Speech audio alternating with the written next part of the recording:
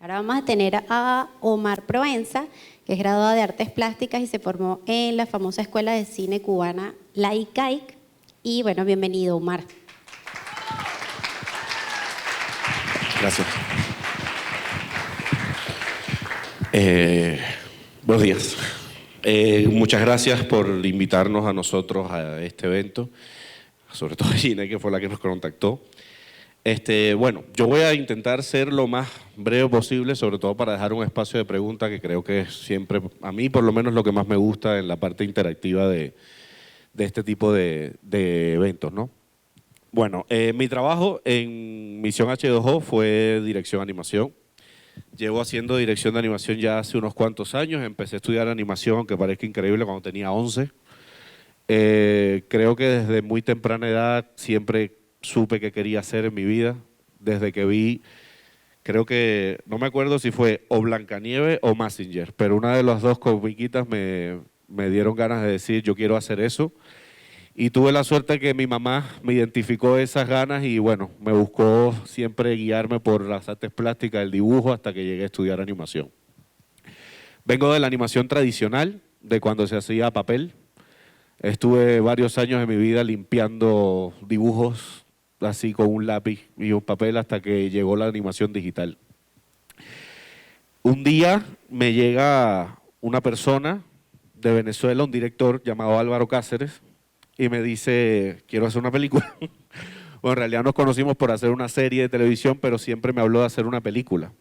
Y me viene con el reto de hacer una película en 3D, pero que parezca hecha en stop motion. Yo en ese momento no tenía el menor conocimiento de lo que era animación 3D. Sabía todo lo que era técnica de animación, pero animación 3D absolutamente nada. Y tuve que aprender. Aprendí el programa, conocí unos compañeros venezolanos maravillosos que nos enseñaron todos los detalles de cómo mover un objeto en un programa o en otro. Nosotros les enseñamos conceptos de animación y fue un intercambio maravilloso. El primer reto con el que me encuentro en esta película es ese precisamente, porque nosotros venimos de una escuela donde el full animation era como la regla, ¿no? O sea, hacer todo muy fluido, hacer todo muy estilo Disney. Y entonces me llega a mí, después de trabajar en la serie, experimentar con la serie, pelear con la serie, ya conocer el 3D a profundidad, viene el momento del reto de convertir una película de animación 3D que pareciera stop motion. Al principio no tenía la menor idea, porque el stop motion tiene una característica muy particular, que parece como que, no sé si la palabra es esta, pero como que está trancadito. ¿Saben lo que es? Como que si yo hago este movimiento en stop motion se ve como así. ¿Saben? Entonces, el 3D y la animación digital te da muchas ventajas, pero a veces te da ciertas desventajas. Que, por ejemplo, en un programa de animación uno pone un brazo aquí y 5 fotogramas después pone un keyframe aquí y el programa solo hace esto. ¿Ok? O sea, el programa te automatiza el movimiento. Pero les soy honesto, eso para mí no es animar. Animar es que ese brazo de aquí a aquí tenga una expresión. ¿Ok? Entonces, llevando ese concepto, como yo me rompía la cabeza, porque además el trabajo del director de animación consiste justamente en llevar todo lo que quiere el director, o sea, todo el mundo que él quiere, por lo menos en el movimiento, llevarlo y coordinarlo con la variedad de equipo de animación que tengo, porque cada animador le gusta un tipo de animación. Hay animadores que le gustan más el anime, hay animadores que le gusta más el Disney, pero el director de animación tiene que llevar en concreto esa línea donde nadie se puede salir del estilo, incluso diseñar los movimientos específicos de cada personaje, cómo se comporta, si uno cojea, si uno camina sexy, si uno es el malo, etcétera, etcétera. Entonces, bueno, para ir un poquito más a lo técnico y no extenderme mucho, empezamos a experimentar mucho cómo era el resultado final, o sea, cómo hacíamos para que una animación que por lo general se da bastante automatizada, pareciera en el render final que estaba hecha en stop motion. Había una ventaja estética que ya teníamos, porque este largometraje viene de una serie que ya daba más o menos esa idea. Entonces el modelo de los personajes, si como ustedes pueden ver ahí, da la sensación de que ya estaba hecho como una especie de plastilina. Incluso se le agregaban texturas de huellas digitales, o sea, en los personajes. No sé si ahí se puede apreciar mucho, pero cuando se ve en alta definición, se ven como huellas, como cuando uno aprieta la plastilina y se le marcan los dedos. O sea, ya esa ventaja visual la teníamos. Entonces, yo decía, ah, bueno, pero esto parece en el 3D. Si yo veo una foto, parece stop motion. Pero ¿cómo hago que se mueva en stop motion? Entonces, bueno, a romperme la cabeza con mi equipo, tratando de averiguar, y descubrimos así un día, uno por allá dijo, bueno, pero si animamos a 12 cuadros y renderizamos en 24 puede ser, y entonces salía mal, y bueno, pero vamos a animar en 24 y renderizamos en 12, hasta que no sé cómo fue, pero un día hicimos un render y quedó así, y yo dije, no lo toques más. Así es. Se lo enseñamos a Álvaro, nos encantó, nos gustó, ese era el estilo de la película y a partir de ahí empezamos a avanzar.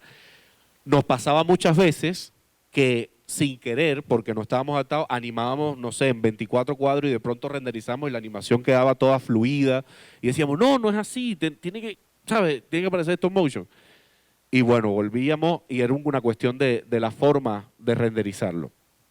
A mí, yo estuve muy contento con el trabajo, o incluso todavía lo veo unos cuantos años después de hacerlo y me sigue dando la sensación que es lo que me importa, ¿no? Que le pregunto a las personas que lo ven, ¿parece stop motion? O sea, parece hecho, ¿sabe? Porque lo que no queríamos era que pareciera hecha en computadora, como se dice por ahí. Hay una productora en la cual yo me inspiré mucho, no sé, creo que se llama Ardam, Ardam. Es inglesa, seguramente ustedes conocen la película Wallace and Gromit o Pollitos en Fuga. Ok, esa compañía tuvo un percance muy malo que se quemó. No sé si lo sabía. Se prendió fuego. Y justamente ellos estaban haciendo una película que se llama Flash Away. Y que justamente, precisamente por este percance que tuvieron, la película iba a ser en stop motion como toda su producción. Y ellos, como perdieron muchas de las maquetas y de los personajes, trasladaron la película a 3D. O sea, dijeron, igual la película la vamos a hacer. Y entonces fue la primera película que ellos hicieron en 3D. Cuando yo vi esa película me dio, por lo menos visualmente, el tipo de intervalo de fotograma, porque la película se ve y se ve como stop motion, pero tenía un detalle, que los diseños y los modelados sí eran como más perfectos, ya no tenía esa plástica, esa elaboración artística que tenían los personajes anteriores de otras películas como Pollitos en Fuga o Wallace and Gromit. Entonces, esa película me llamó mucho la atención. Dije, esto es un lenguaje de una película que iba a ser en stop motion, pero la terminaron haciendo en 3D. Entonces, nosotros teníamos un objetivo al revés. Íbamos a hacer una película en 3D, pero que iba a tener una visual de stop motion. Y bueno, en ese sentido, aquí pueden ver el resultado, que ya ahorita lo vamos a ver. Mi trabajo consiste en general coordinar todas estas cosas, sobre todo el trabajo de timing, de animación, es muy detallado porque hay una diferencia entre el tiempo y el timing. El tiempo obviamente es la duración de un plano y el timing viene siendo qué es lo que pasa, de qué forma pasa en ese tiempo. Es un trabajo bastante complejo, sobre todo que nosotros teníamos un equipo variado y llevar eso de forma pareja era muy complejo, pero a la vez se disfruta. Porque para mí el trabajo que más me gusta hacer es desde hace mucho tiempo, y yo disfruto mi trabajo así tenga que trabajar 16 horas al día. Entonces, consiste en que Álvaro me decía, o veíamos desde el storyboard, qué acción había en cada escena, y nosotros teníamos que llevarla a 3D, y yo era el hilo conductor entre el director, que prácticamente nos dirigía porque la dirección de un director en animación es exactamente igual como un director en ficción. Él quiere que sus personajes hagan determinadas cosas. Pero ¿dónde entra el director de animación? En que traslada y traduce eso a los animadores, ¿ok? Manteniendo las pautas iniciales de lo que ya se había, acordado antes, cómo se mueve un personaje, cómo es la villana, cómo habla, qué gestos tiene. Si un animador me hacía un plano donde la villana o un personaje determinado no decía un gesto, yo le decía, acuérdate que este personaje tiene esta costumbre, hace esto. Esas son cosas que determina el director y que yo tengo que estar pendiente en todo el proceso de la película.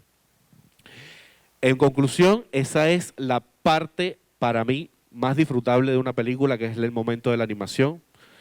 Y otro momento que disfruto mucho es cuando termina la animación y paso un tiempo sin ver la película porque pasa a otra etapa. Entonces me gusta mucho ese momento en que, porque nosotros animamos con los personajes casi en grises, casi con una definición bastante limitada para que los proyectos aumenten. Entonces nada, cuando la veo terminada es otro momento que se disfruta mucho. Entonces nada, los dejo a la ronda de preguntas si me dicen. Ah, el tráiler, ok, vamos a ver el tráiler.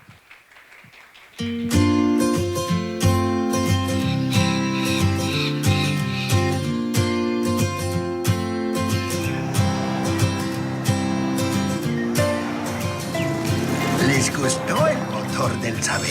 ¡Ah! ¡Qué máquina más fina! Pero, ¿y la energía? ¿De dónde la saca? De esto, la piedra de la pertenencia. Una poderosa reliquia.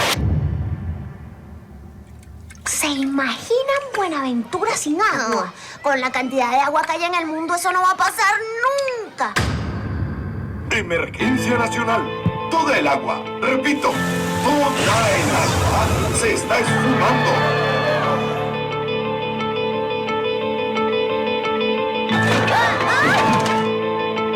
Estamos perdiendo el control. Samuel, tú debes activar el motor del saber. ¿Qué?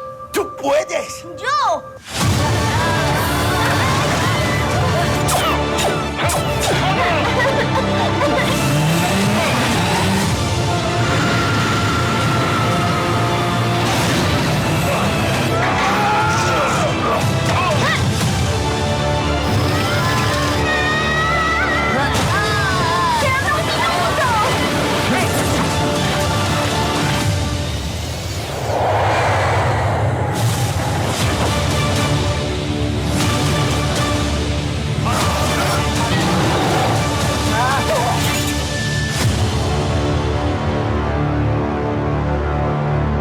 ¡Chamo!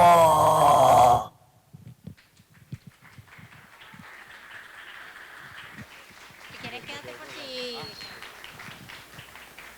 Llegó el momento de la... Aló, aló, aló. Sí se escucha, ¿verdad? Sí. Por allá había una pregunta, no sé si quieres comentarla. Listo. Ok. Vale, al final. Ok.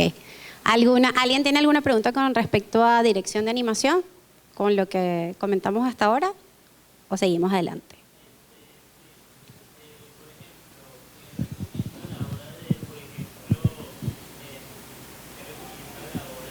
Ejemplo, Ahora sí.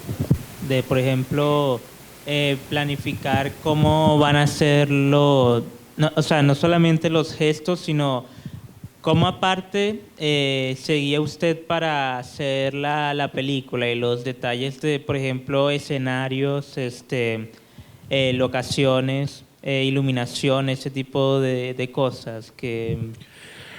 Ok, esas son cosas que competen a una persona muy importante que es el director de arte. O sea, la película tiene un proceso de dirección de arte donde se diseñan y se crean por lo menos la visual de cada escena. Hay una imagen que tú tienes de cada escena, vamos a decir que parece como una pintura, que el director de arte procesa y entonces tiene, por aquí creo que tenemos, ¿hay imágenes de esas?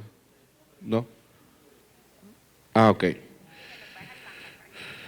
Dáselo al chico. O sea, aquí, por ejemplo, en este folleto, tú puedes ver perfectamente cómo puede quedar la película. O sea, ahora te lo voy a acercar para que lo veas. Cómo puede quedar la película. Pero esa parte visual compete a la dirección de arte, que es creo que una de las primeras etapas que se hacen en la película, o al menos la primera vez que uno ve visualmente cómo va a quedar cada escena. Listo. Ajá. Por ejemplo aquí.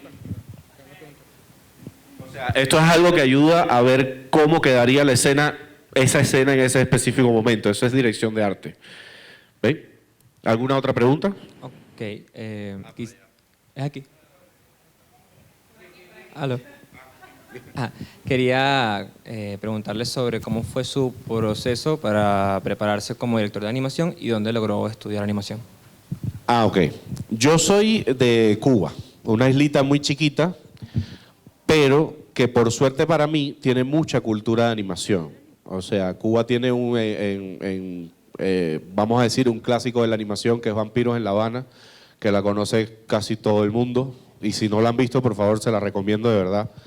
Tuve la suerte de nacer ahí, y es un lugar donde a lo mejor no hay una carrera de animación, pero sí hay una institución que se llama el ICAI, donde se estudia animación. O sea, yo me preparé en artes plásticas porque era lo que más cerca, pero siempre con el objetivo de estar ahí. Y cuando el ICAI se transformó en un edificio donde se convirtieron en los primeros estudios de animación, yo me presenté de una. O sea, y ahí te preparan. Ahí hay una preparación, principalmente la animación tradicional. O sea, empiezas con animación tradicional, obviamente, y después vamos a decir que viví esas etapas en salir de la animación tradicional, empezar a aprender animación 2D digital. Y bueno, aquí en Venezuela fue que me enfrenté a la animación en 3D. Pero lo importante es conocer el concepto de animación. El concepto de animación y tener aplicados los conceptos de animación, nos sirven para todo. O sea, ya sea hagas stop motion, digital, tradicional, lo que sea. Lo importante es conocer los conceptos de animación. Ajá, buenas. Bueno, yo soy una amante, admiradora de Vampiros en La Habana. De hecho, el dibujante, pues, falleció hace poco durante Juan Padrón, la sí. Y bueno, Es mi profe. espectacular. O sea, amo esa película desde chama. Y fíjate tú, veo bastante tendencia en los talentos venezolanos y me parece bien, está bien, es otra ramificación, otra vertiente, que los jóvenes talentos en dibujo, animación y eso se están yendo a la parte de diseño de videojuegos. Pero todas aquellas, vamos a decir, generaciones de relevo, talentos que están naciendo aquí en Venezuela, que existen, ¿dónde pudiesen acudir aquí en Venezuela para desarrollar este tipo de proyecto? Y además, disculpa que llegué tarde, ¿qué tipo de software, qué programas utilizaron para el desarrollo de este largo de misión H2O? Los lugares donde se puede impartir, me está diciendo Gine que ella va a hablar ahorita de eso al final. Tengo conocimiento, no sé, yo me acabo de enterar que aquí tienen una cátedra de animación y me puse súper feliz porque una de los requerimientos que siempre me preguntan, yo di clases en el CDD allá en Caracas, también era que tenían una materia de animación, pero no tenían como una especialización en animación. Pero igual, haya lo que haya, siento que hace falta más. O sea, porque siempre que me encuentro en un salón donde hay, por ejemplo, 10 estudiantes, 12 estudiantes, hay mínimo 6 que me preguntan, ¿y dónde puedo estudiar animación? ¿Sabes? O sea, ¿dónde puedo especializarme en animación? Y creo que esto que me enteré hoy es un paso maravilloso. Sí, bueno, por lo menos en mi caso, yo soy productora audiovisual, me estoy especializando en el área de efectos especiales, edición, postproducción, todo eso. Y cuál fue por lo menos en mi caso, yo estoy acéfala de un instituto que imparta ese tipo de materias. Yo lo que he aprendido ha sido prácticamente gracias a Mediax y gracias a tutoriales en YouTube y lo que yo he podido buscar. ¿Cuál fue mi tristeza? Yo acudí a POSA Estudios, una academia que fue muy conocida aquí en Venezuela porque te enseñaba y era una carrera de 1 año, año y medio, hasta 3 años, donde te daba After Effects, o sea, una cantidad de recursos que te permitían a nivel de animación y efectos especiales. ¿Cuál es mi tristeza? Que yo acudí hace como un mes a preguntar, a consultar y dan clases de 3 días. Tú me dirás si en 3 días uno puede aprender a desarrollar algo. Bueno, muchísimas gracias. Y los programas, como dijo Álvaro, todos los posibles, o sea, somos, precisamente aprovechamos todos los recursos que tenemos a la mano. Si un animador anima en Blender, pues animará en Blender. Si otro en tal, animará. Ahora, lo importante es que el resultado final, lo que nos llega a nosotros, tiene que estar con las especificaciones de nosotros. Pero el programa no hace la obra la hace el que te atrae el programa. Claro. Bueno, no sé, tú perteneces al grupo, eres el director de Albatro Producciones. No, director de animación de la película. Perfecto. Bueno, te cuento que aquí en Venezuela hay un público cautivo, anhelante, ansioso, hambriento de un instituto que dé Blender, After Effects y todas esas cosas. Así que si se lo proponen van a estar, bueno, no van a tener cabida, no van a poder con la demanda. Gracias. ¿Listo? Bien, perfecto. Gracias.